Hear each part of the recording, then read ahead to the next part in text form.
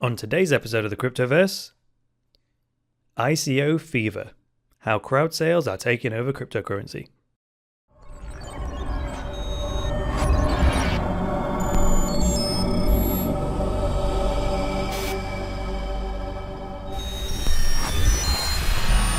TunnelBear is the simple VPN app that makes it easy to browse the web privately and enjoy a more open and secure internet experience.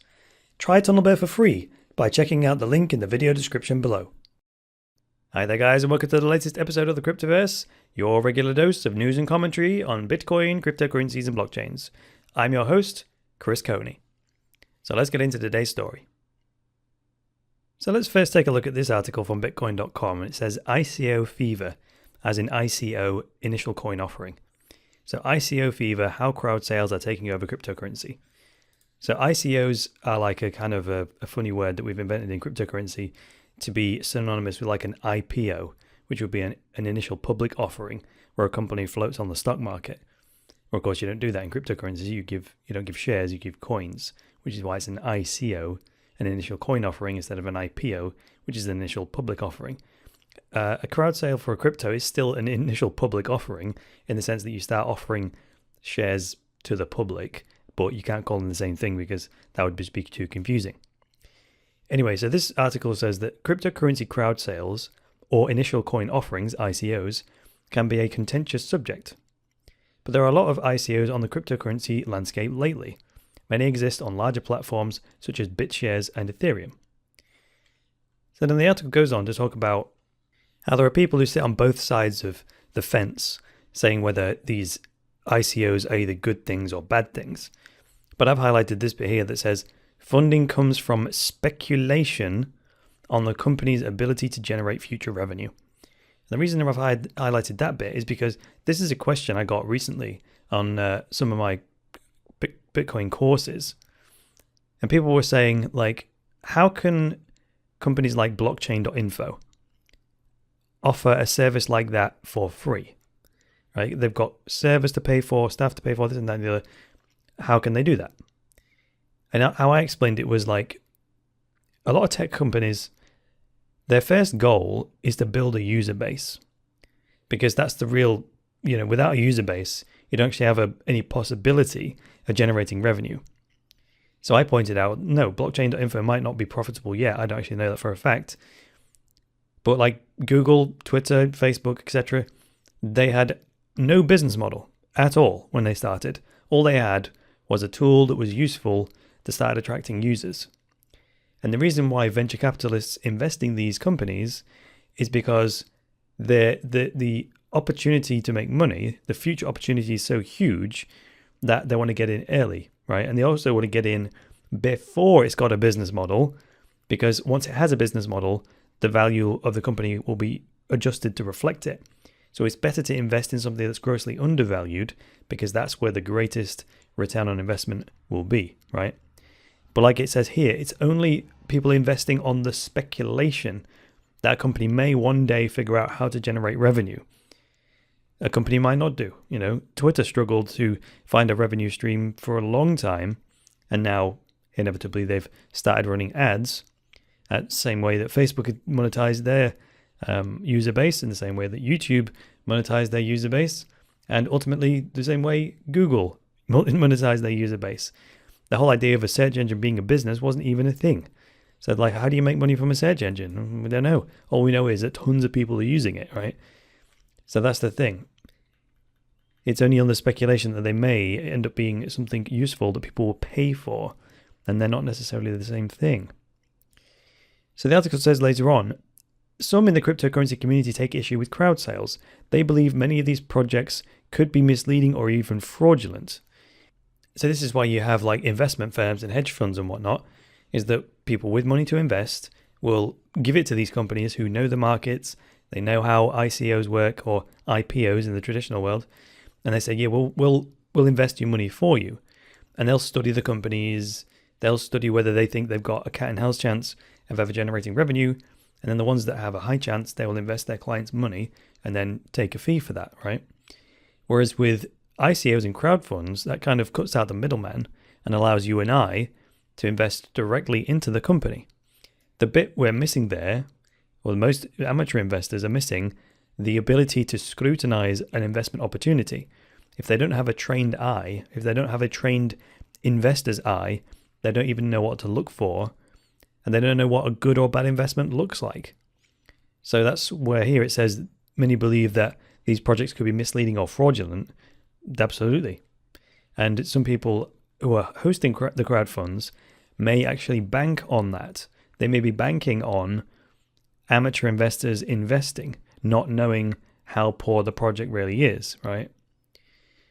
So there's this fellow, I'm not going to read his quote, Stork, I think his name is, it's SZTORC, but he was saying, like, don't invest in crowd sales or a bad idea, etc. He's very, very vocal about it. And then it says, however, altcoin proponents say that their opinions are simply Bitcoin maximalists. So you've got two tribes, one on either side of the fence. You've got, say, the people who are into Bitcoin and perhaps the traditional finance folk who are saying, yeah, let's just use Bitcoin to revolutionize the financial industry. And then you've got non-Bitcoin projects, which we call altcoins. And these altcoin communities are defending themselves, saying, look, when we do an ICO, right, if you don't like altcoins doing ICOs, it's just because you're a Bitcoin maximalist, meaning the reason why people are shouting out against crowd sales is just to prevent altcoins, because like Bitcoin is the only cryptocurrency, and we don't like these new crowd funds because they're launching competing cryptocurrencies, and we don't like that, right? So the altcoin communities are basically saying, look, the only reason you don't like crowdfunding is because it creates competition for Bitcoin, right? But on the other side, the people who don't like the crowd funds are saying a lot of these altcoins are basically snake oil salesmen. They don't have any value. They're scams, etc., etc. So you've got both of those things. And then again, I've highlighted here, it says, others point out that crowd sales success has been limited, and these fundraisers often target inexperienced investors. That's exactly what I just said. They often target inexperienced investors because they're not trained well enough to have the level of scrutiny that they would have if you go to the mainstream financial system and try and get a business loan, or you go to a venture capital firm. They are going to put you through the mill, right? They're going to look at your history. They're going to look at your skill set. They're going to look at your character. They're going to look at everything, the jobs you've had, the taxes you pay, just to minimize risk. Like, is this person investable?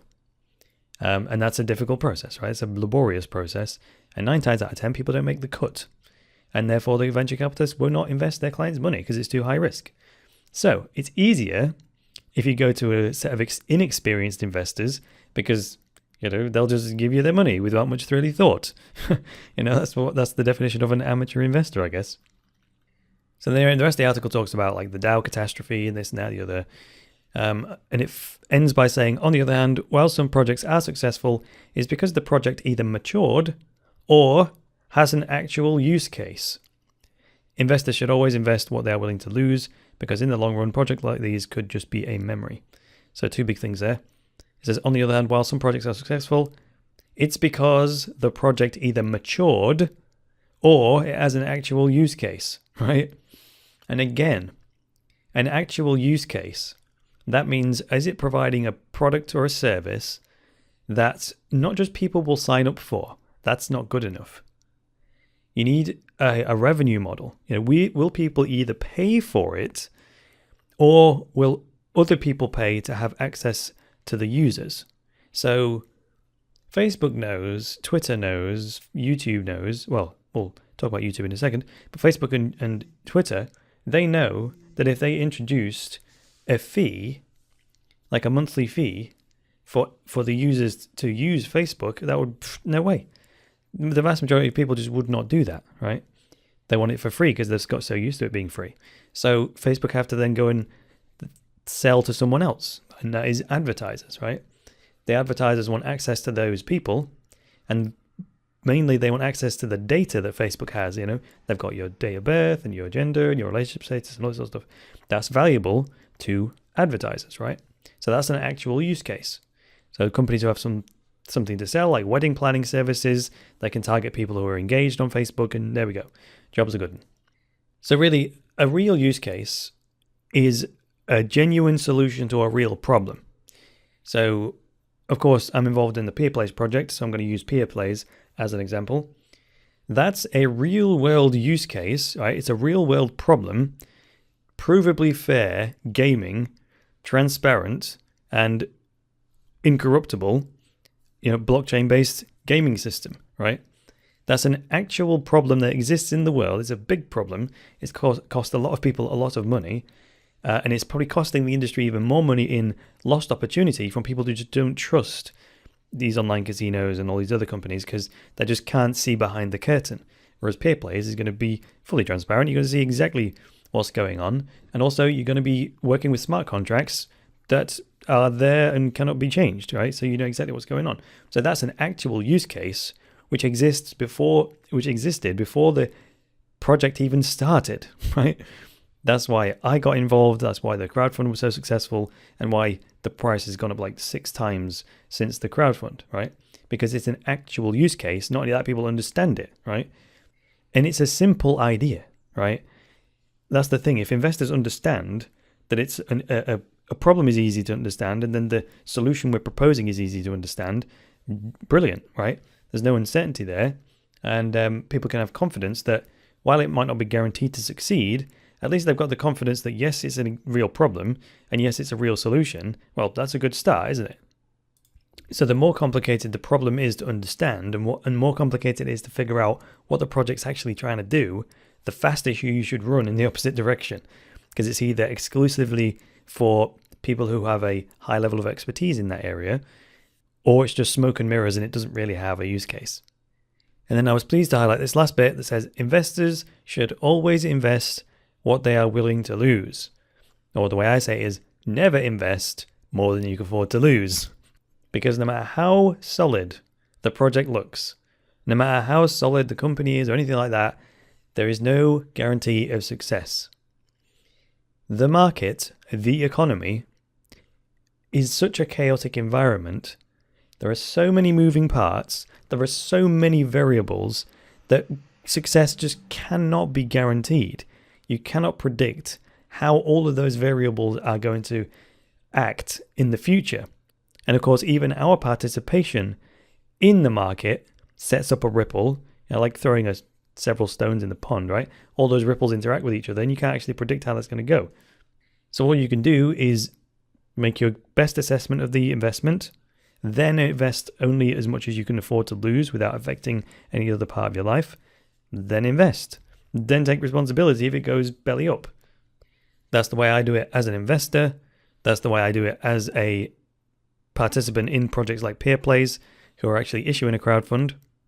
And I believe that's sound, principled advice that you should follow. So that's going to do it for today's edition of the Cryptoverse, guys. Thanks for watching. Like the video if you liked it. Dislike it if you disliked it. Leave a comment below and get subscribed. And please support the Cryptoverse by going to cryptoversity.com/podcast and sending us a Bitcoin tip, or by going through to the Steemit network and upvoting this episode on the Steam network. Alternatively, if you'd like some Cryptoversity merchandise, head over to the Cryptoversity merchandise store, buy yourself a t-shirt or an iPhone case. That kind of thing helps us out a lot. Or if you'd like more structured information on Bitcoin, cryptocurrencies and blockchains, head over to the courses section and buy yourself an online course. Alright guys, until tomorrow and the next episode of the Cryptoverse, it's me, Chris Coney, saying bye for now.